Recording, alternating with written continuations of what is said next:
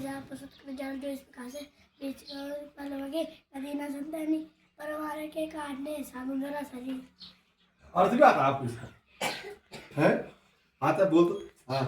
बीज अपने फल स्वयं नहीं खाती, नदी अपने पानी को स्वयं नहीं पीती, वैसे ही सैकड़ों लोग अपने लिए नहीं ईश्वर के लिए जीते। बहुत सुंदर, बहुत सुंदर। चलिए ताली बजाओ इसके लिए जरा। वृक्ष कमाउने फल बके नदी न संचय नीर परमार्थ के कारणे साधुंधरा शरीर। हमारी जो ये प्रकृति है ना, ये प्रकृति जो है अपने लिए नहीं जीती है, ये प्रकृति हमारे लिए जीती है, उस वस्तु के लिए जीती है, दूसरों के लिए जीती है ना? प्रकृति को प्रकृति बोलते हैं तो वृक्ष भी प्रकृति है, पेड़ पौधे प्रकृति है, हम भी सब प्रकृति है, सब किसमें आते हैं? प्रकृति में आते हैं। तो ये प्रकृति जो है अपने लिए नहीं जीती है, किसके लिए जीती है? दूसरे के लिए। और वृक्ष जो है पेड़ पौधे हो गए, पशु पक्षी हो गए, अन्य जितने भी प्राणी हैं वो स्वयं के लिए नहीं बल्कि किसके लिए? दूसरे के लिए जीते हैं।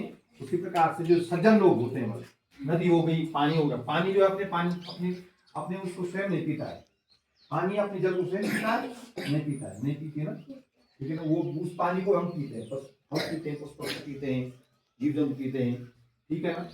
हवा जो है अपने लिए नहीं, हवा हमको देती है जीने के लिए, जो है हमको जो है सांस देती है, हवा नहीं देती है। पेड़ पौधे भी जो अपने लिए हमारे लिए जीते हैं। तो उसी प्रकार से जो सज्जन लोग होते हैं वो जो है अपने लिए नहीं बल्कि दूसरों के लिए जीते हैं। उधर लिखा हुआ है सत्यम ब्रूयात प्रियम ब्रूयात नौ ब्रूयात सत्यम प्रियम प्रियम च नाटतम ब्रूयात ये सधर्मो सनातन। इसका मतलब हो गया हमको सत्य बोलना चाहिए, बस हमेशा क्या बोलना चाहिए? सत्य बोलना चाहिए, प्रिय भी बोलना चाहिए, प्रिय मैंने अच्छा, लेकिन अप्रिय सत्य भी मत बोले। ऐसा सत्य भी नहीं बोलना चाहिए जो दूसरे को कड़वा लगे।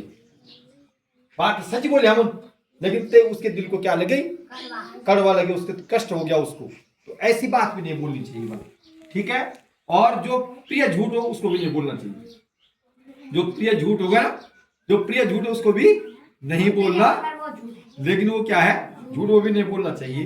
यही क्या है? सनातन धर्म है। तो इसको याद रख लो, इसको सत्यम ब्रूयात प्रियम ब्रूयात न ब्रूयात सत्यम प्रियम प्रियम च नाटतम ब्रूयात ये धर्मो सनातनम, ठीक है। नीचे जो लिखा सामान्य ज्ञान का प्रश्न है, भारत की भौगोलिक सीमाएं उत्तर में हिमालय, दक्षिण में हिंद महासागर, उत्तर में क्या है?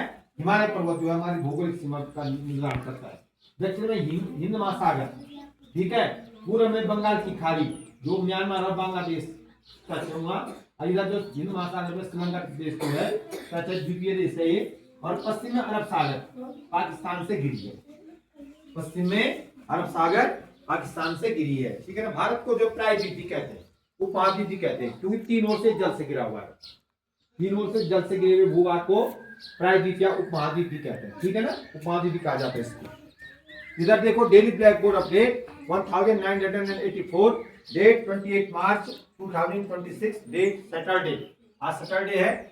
और आज का जो विचार है, सच्चा ज्ञान गुरु के मार्गदर्शन और मन की एकाग्रता से प्राप्त होता है। सच्चा ज्ञान किसके? बिना गुरु के ज्ञान नहीं होता है। सच्चा ज्ञान जो देखो ना, एक लड़का था ना, उसने जो है धनुर्विद्या विद्या सीखी, ठीक है, द्रोणाचार्य जी को बोला कि मैं आप मेरे गुरु बन जाओ, लेकिन द्रोणाचार्य जी उसको जो है शिक्षा देने के लिए तैयार नहीं हुए, उसका कोई दूसरा रीजन था, ठीक है। उन्होंने जब गुरु द्रोणाचार्य की मूर्ति बनाई और धनुर्विद्या का अभ्यास किया, इसने एक लड़के ने मूर्ति बनाई, मूर्ति बना के गुरु माना अपना, समझ में आ गई बात? गुरु द्रोणाचार्य को क्या माना? गुरु माना, और उनकी मूर्ति बनाई, तब धनुर्विद्या का अभ्यास किया, ठीक है ना। और तब जाकर वो पारंगत, धनुर्विद्या में पारंगत हुए, सबसे बड़ा धनुर्धारी था वो, अर्जुन से भी ज्यादा, हाँ अर्जुन से भी ज्यादा धनुर्धारी था। कहानी सुनाऊंगा कभी दूसरे, अभी जो है सुन लो कि बिना ज्ञान, बिना गुरु के ज्ञान प्राप्त नहीं होता है, और बिना, जब तक हम मन एकाग्र नहीं करेंगे तब तक हम कुछ आने वाले नहीं है। चेष्टा से देखो, रुचि से देखो किसी काम को, चेष्टा से करो, रुचि से देखो, रुचि से करो तो निश्चित रूप से जो है हमको ज्ञान प्राप्त होगा। सूर्य का प्रकाश, आतपो सनशाइन, सनशाइन में क्या होता है? सूर्य का प्रकाश, सूर्य का प्रकाश, और अंग्रेजी में संस्कृत में बोलते आतपो। आज जयंती है मैक्सिम गोर्की की, 28 मार्च 1868 को उनका जन्म हुआ था, तो उनको भी उनकी जयंती पर सत नमन वो श्रद्धा सुमन अर्पित करते हैं। गेहूं और सरसों, गेहूं जौ सरसों मटर, ये सभी रबी की फसल है। परसों खरीफ की फसल पूछा था किसने? खरीफ की फसल में क्या क्या आता है? धान हो गया, मंडवा हो गया, चमोरा हो गया, और क्या क्या होता है? मक्का भी इसी में आता है लगभग, लेकिन मक्का जो है 3 महीने में हो जाती है मक्का की खेती लगभग, है ना। और क्या क्या जो दालें होती है वो भी खरीफ की फसल में होती है। तो आज के लिए बस इतना ही। आज की जो प्रेरणा है आयशा, और आज का सूरज आ रहा हो।